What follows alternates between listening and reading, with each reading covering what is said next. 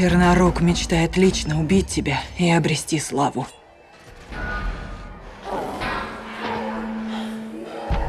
Гарона, нет смысла умирать нам обоим. Посмотри вокруг.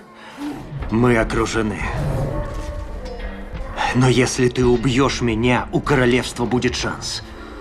Ты сказала леди Тарии, что ее смерть принесет тебе честь? А убив меня, ты сразу станешь героем. Выживи. Добейся мира между орками и людьми. Ты должна.